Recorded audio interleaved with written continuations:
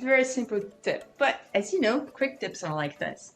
In my case, I got 2 surfboards behind my door, so my door doesn't open all the way, and my bicycle stays here. That's my Brompton, my darling Brompton. But I was on the beach, and I have a bicycle beach. I don't know if you can call like this. And it has a very wide handlebar, so it doesn't go through there. So here comes the tip. You first put it up, you know, can you see it?